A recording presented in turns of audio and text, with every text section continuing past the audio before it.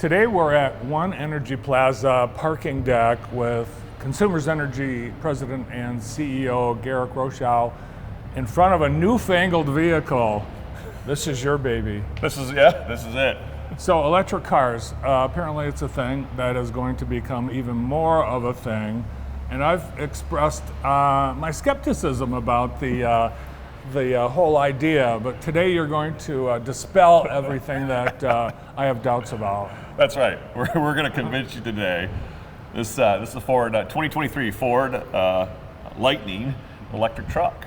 So. Well, you've talked about this a lot, and really we're seeing here in Michigan the evolution of manufacturing switch over to not just electric vehicles, but all the supply chain that's providing electric vehicles, primarily batteries. Well, we've seen it in the automakers. They've all made commitments, 2025, 2030, 35, in the 2030s decades to 100% electric vehicles. And so that supply chain is being built out right now across the state. The announcement by Ford in Marshall for a battery plant. And so you see that supply chain. It's to power vehicles like this one behind me. So today we're going to take this out on the highway and open her up. Right? Yeah, safely open it up. We got to make sure we follow our procedures, but we'll have a little fun today. All right. Yeah. So before we go, though, we want to check out. So this doesn't have all the traditional moving parts, fluid-based engine that a gas-powered engine or vehicle has. Yeah. So an internal combustion engine in vehicle would have about 2,000 moving parts. There's about 20 moving parts in this vehicle, and so from a production standpoint, going back to your supply chain, it's a lot different. It's going to be important for manufacturers across Michigan and that supply chain to adapt. But let me show you one example that I think is really fun. You know, you typically would open up the hood here and find the engine, right? And you'd go service the engine, maybe change the oil, but this is a frunk. Frunk. It's the trunk that's in the front, All right. frunk. And if we'll get it opened up here. What? And what you can see, it's a lot more opportunity up here, a lot more space up here. But you can imagine, like, you're at Meijer's, you're shopping. Here's a great place to put the grocery bags, right? Mm-hmm. And so they're not going all over your back seat. You have a nice place to put it. Look at these outlets here.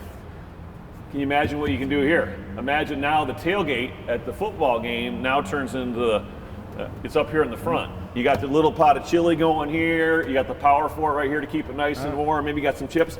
Oh, by the way, there's a cooler here. This keeps things cold. Put your Vernors in here. Put your ice. Put your favorite Michigan brew up here. Now you've got a place where you can enjoy this up here as well. Charging points for your phone as well. If you want to stream music, you can do that all right through here. Even cup holders along the way. That's right. So, no engine here. It's a pickup, so there's nothing in the back. Where are the moving parts that power this? Yeah, the battery sits between the frame rails underneath where you sit, and there's motors out by the drive wheels. So no oil changes? No oil changes. No transmission fluid? Exactly.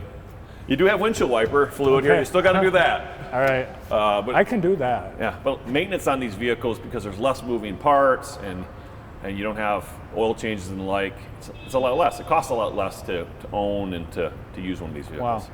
All right, well, let's go for a ride. Let's do that. And so I got the vehicle in January of this year, January 19th. And so I've had it about 7 months. I've already got 10,500 miles on it. It's performed really well. I mean, from a vehicle perspective, it's not your typical truck. It has the functionality of a truck, but you'll see when we get out there, it's quiet, it's smooth, and just an amazing amount of torque. And has, as you can see, all the technology you might have from a modern day automobile. But you're going to notice immediately when we take off here, it's silent, it's quiet.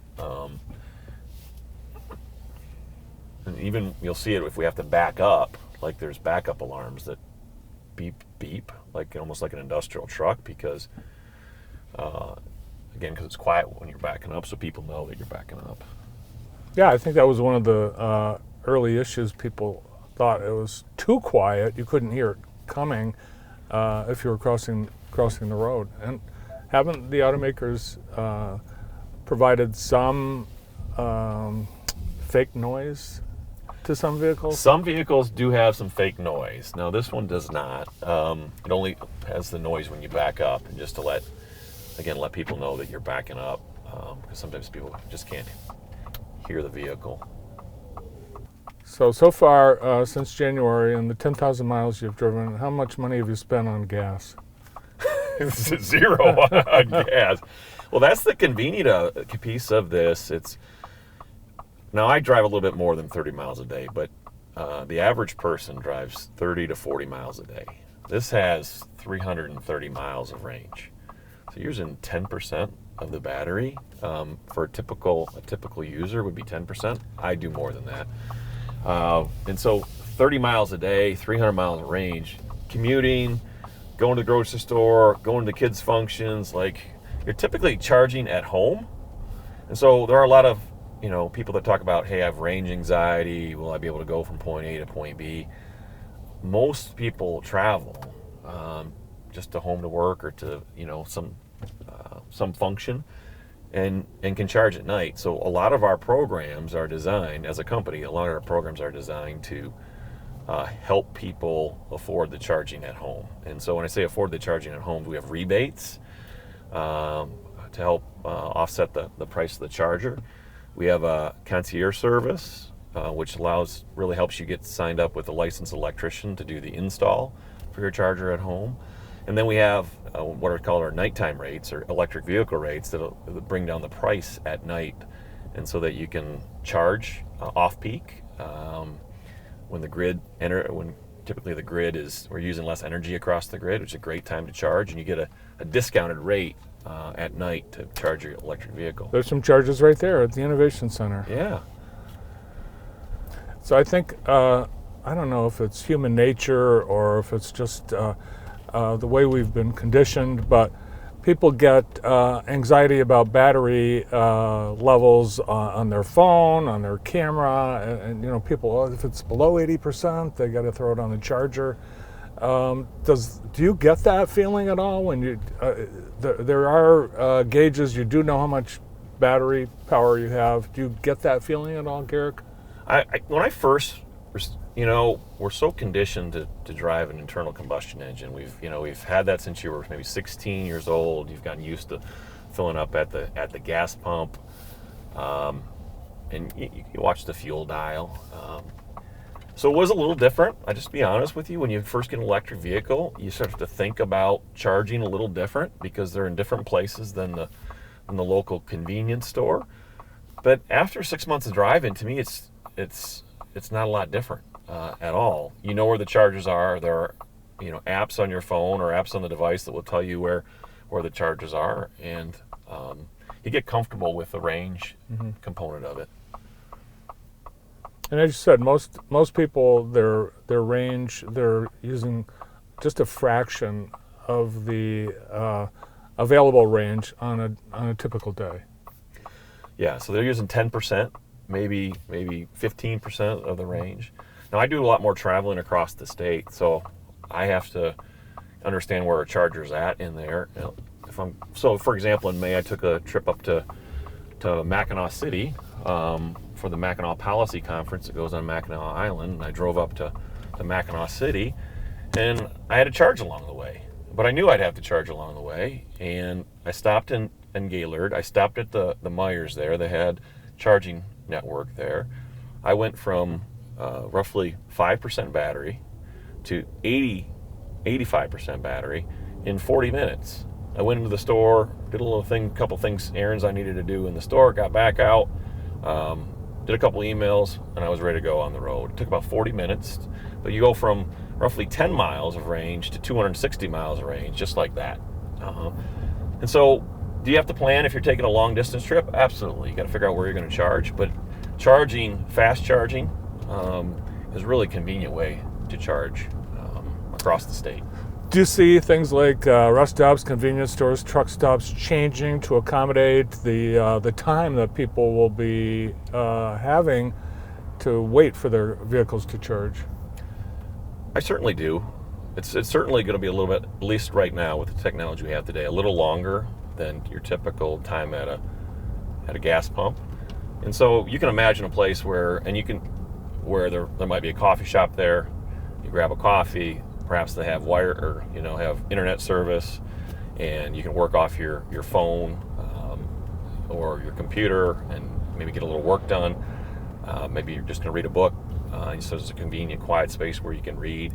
Those are all, I think, options that will change in the future, and you're starting to see it already with many locations. One of the reasons I like charging at Myers is that, I'm not doing an advertisement for Myers here, but there's a lot to do in a Myers, and usually you've got a couple things to pick up at home, and so you're charging and you're getting your other errands done as well. So Bart, you have some doubts. You said you had some doubts. Well, it's those things that we've been talking about, the range, charger locations, and I think that primarily that's it. But the cold weather of Michigan. Think about batteries when you use any type of outdoor appliance with batteries in the winter. When it's colder, batteries are less efficient, less effective. They run down faster. Mm-hmm. For a cold weather climate like Michigan, what is the feeling about vehicle usage, electric vehicle usage when it's 10 degrees? Is that effective? Does that affect the batteries? I got this vehicle January 19th of this year. I can't remember if it was late January or early February. There was a morning, it was like 17 degrees. And I drove it to Grand Rapids. And you will see, just like you noted, you will see some battery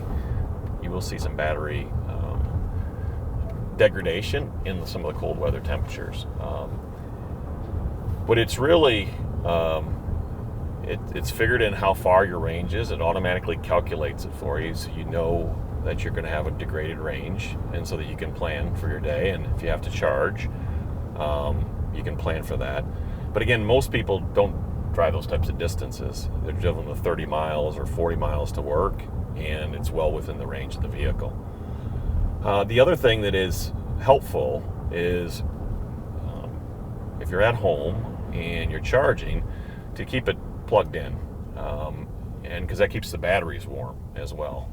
So that's an important piece too. So it may be 10 degrees outside, but in your garage, or even if it's outside and it's plugged in, you're keeping the batteries warm, and that helps to also avoid the degradation you see with temperature. Yeah. So in the winter, you start the car, you go warm it up to get the engine hot, so that the heater, which draws heat off the engine, cools the cabin. Is it different with the electric vehicle? It's much better. Really? It's faster. And so typically what I do on a winter day is at where I park the car, I have a detached garage at home. And so I go on my app, I start the car, and I walk out to it. And by the time I'm out there, the car's already warm. Because it's electric heat, it's much faster than waiting for an internal combustion engine and all the metal to heat up and then to get the vehicle warm. It's much faster. You'll also see it like if you're parked at a hotel and you had snow overnight, maybe you got some frost on your window. You start your car with your app, and your windows will be defrosted much faster than an internal combustion engine. We'll go on M60 here, go up on an M60 and then hit I-94.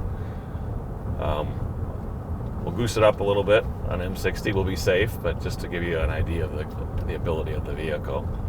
And then on I-94, I'm going to show you the self-driving feature. And so we'll have the vehicle drive itself a little bit, and show you just the technology that's available in some of today's vehicles. Perfect. I brought my blindfold.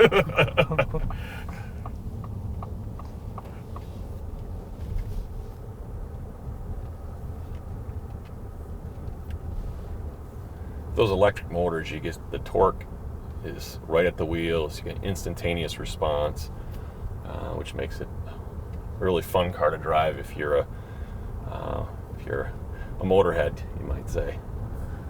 I think most people's experience with driving, here we go, 0 G's.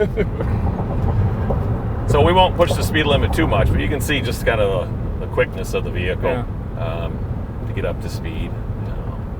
So you feel that on the gas pedal. It's Yeah. not on or off. You do feel the increasing speed as you put down the pedal. What you get with an internal combustion engine is you get a bit of a delay. You know, you're pushing the accelerator, you got fuel injectors are working, the engine's revving up. As you saw there, I just hit the accelerator and it was immediate response by the motors, electric motors. You know, that immediate torque. There wasn't this large rev up of noise, and you took off. Now again on 94 here, I'm going to put it in self-drive, and I'll take my hands off the wheel. It'll take turns. You'll see it take turns. I do have to be looking up. There's 2 sensors here that make sure that I'm still responsive and that I'm looking forward and, can take control of the vehicle at any time. So you can't take a nap. No, you can't take a nap. You can't, of course, there's a Michigan law. You can't be having your device out either. So this is really on 94 is where you would hear the car even inside with the windows rolled up, and I don't hear anything. Yeah. So I'm on hands-free right now, and it says, be prepared to take control. And we'll drive like this for a little while with my hands off the wheel. It'll take a turn. I'm going 62 miles an hour. Right now we're still in a construction zone. You may have noticed it slowed down a bit. It reads the speed signs, and I've got a tolerance of 2 miles an hour set on the cruise. So it's going 62. That's that 2 mile an hour tolerance. It's read the sign that it's 60 here, and it'll adjust. If the speed limit changes to 70, it'll automatically go up to 70 miles an hour. Because it's read the signs. And it's sensing the surrounding traffic. Yes. Yep. And so we'll see it take a turn up here. We'll go, across here by the Jackson Crossing. We'll let the vehicle. So it's a function that it has on the vehicle. I don't use it a lot. I use it some, particularly when I'm on the highway. If there's something that I want to, just take a break from driving the vehicle, but I still have to pay attention, still stay focused on the road and whatever might be taking place. But it speaks to the functionality that our vehicles are going to have here in the future. So it does have some autonomy, but having that built into electric vehicles, does that make the transition, is that the next step, Garrick? Do you see autonomous vehicles being the natural evolution from electric vehicles? I think that my perspective, it's the movement toward autonomous vehicles. I think it's a ways out because there's a lot of technology that needs to go into. I know there's a lot of buzz about it a few years ago, and many found there was a lot of different circumstances and things that it needed to consider. But you can see by the technology, we just went through a curve and an overpass, and I didn't touch the wheel during this. I wanted to reach over and turn the wheel. I'm going to assume control. I'm going to change some lanes here, and we'll get off here on Cooper. It will not change lanes for you. There are some technology in some vehicles that will change lanes for you, but this vehicle does not change lanes. You have to take control, and then I can release control, and again, it'll continue to drive.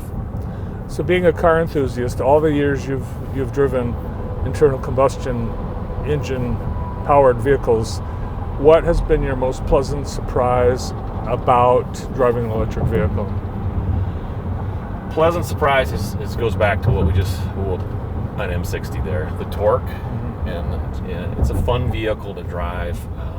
I had it in normal driving mode. You could put it in sport mode and adjust the suspension and even the pickup, and it's even a little faster than what we did there. So it's a fun vehicle from that perspective. I was surprised just how fun that is. I think the other thing is convenience. Most of the time, I'm charging at home or I'm charging at work, and I'm not stopping to fuel up all the time, and I mean that's just great. I don't have to deal with that. So F-150, it's a muscle truck essentially. So do we have different levels like a V8, V6, V4? Will that exist in some sort of comparable way in electric vehicles? Yeah, there'll be different, motor specs in the future. Right now, the big difference between you can buy this one in different ranges. So this has an extended range, which when it's fully charged will do roughly 325, 26 miles. They have another version, same kind of performance, but it has a smaller battery pack, and so it has less range. And so depending on your use and how you're going to drive, that can sometimes dictate how much battery do you need. Now, batteries add considerable weight to a vehicle. Do you notice that? Does it feel heavier? It does feel heavier, and it helps out in the winter too. In snow, that extra weight certainly helps. But it's definitely a heavier vehicle. It's interesting. You can actually hear, the only noise you can hear the tires on the road. You can hear the tires. So we're going to go down to Christoph & Sons, fine Jackson establishment here, but they have a charge point charger. They were one of our first retail customers that took advantage of our rebate program. So we have two programs. We have a Power MI, like Michigan, My Drive, which is really meant for charging stations for either your home or a business, small business like a retail establishment like Christoph & Son. And then we have Power MI, like Michigan, My Fleet, and that's another option for fleet customers. And so these are the programs where we offer rebates, we have concierge service. If you're a business owner and you had a large fleet of vans, maybe you're an HVAC company, we could help you do the business model and help you decide what kind of charging you might need and the vans you might need, because we want to encourage people to make the transition to electric vehicles. So these are all services we offer to make it convenient for people to charge. And so we're approaching the charging station right here, and so I'll pull in and just show you how. We'll step out and show how easy it is. There's also there's government incentives too on the purchase of electric vehicles, right? Yeah, the automakers are offering a lot of rebates now, which brings down that initial cost of the vehicle. There's incentives from a tax perspective from there, and then the operating costs. It's about from electric, usually about half what I was for comparison to a traditional F-150 in terms of gas. And then you saw the front. There's no engine. There's no engine. So the operation and maintenance costs are roughly half what you would get from a traditional vehicle. So Bart, this is a charge point. There are a number of companies out there that do this. Consumers Energy does not get into the charging network. We of course supply the infrastructure, electrics, the transformers to make this happen. And then we often provide rebates to companies like Christoph & Son so they can go put this in their parking lot and be a great convenience for their customers. So is it regular and unleaded? This is diesel. No, I'm kidding. But let me show you how convenient it is. I have the Charge Point app. I simply put my device there. It shows here, and just I confirm it's me.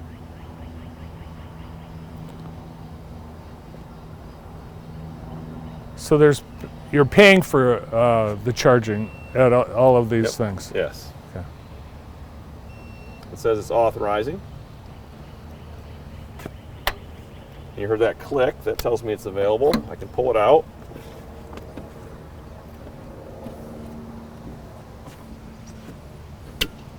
Insert.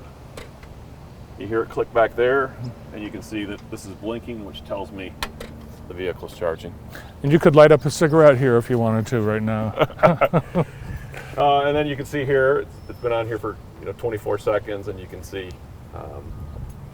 the amount here. There's other functionality on the app too that'll just tell you how fast it's charging. And so you can go in Christoph & Son and pick out some carpet. Yeah. So it's not going to be $67 when you're done like it would be if it was a gas truck. That's correct. Yeah. Yep. It's going to be. These will vary in cost from a charge depending on how fast the charge. So let's look what it costs on this one. So typically what you would see when this pops up here, it'll tell you what your cost is. Just Okay. like you're at a fuel pump, it's going to say this is what it costs per kilowatt hour, and they will vary just like they do for gasoline. This one happens to be free. Nice. So, Perfect. really convenient. Yeah. Here if you're, again, shopping here for carpet or Right. or And vinyl or whatever. it may be. that's something that a station, they can offer that. Yes, yeah, as a convenience for their customers. So Garrick, the last thing that I would be concerned about is the drain on the grid. Do you have enough electricity to power all these charging stations? We do. We do have enough power on the grid, and encouraging people charging at night really helps that as well. Not that they can't charge in the day, certainly that convenience is out there, but when you look across the electric grid, much of it, the energy used is used during the day, and at night it's about half of what it is during the day, and so there's a lot of room, you might say, in the electric grid for EV charging really across the entire state. And as we go forward, we'll continue to look at that. Just like the 60s, 70s, we put air conditioning in many homes. We had that electric demand, and we upgraded the grid in the same way, and we'll do it this time with electric vehicles as well. Awesome. Well, it was a great ride. In fact, I'm sold. Put some chrome rims on, and I'll take it home. That's right. I feel like I'm selling all day. I'm glad you had an opportunity to take a ride with us. It's a fun vehicle, and it's the future as we see it, and we're encouraging it here throughout Michigan. All right. Well, I guess once you experience being in an electric vehicle and then knowing all the facts, it does change your perspective. Thanks. It does. Thanks It's for your time. convenient. Thanks. Thank you. Thank you.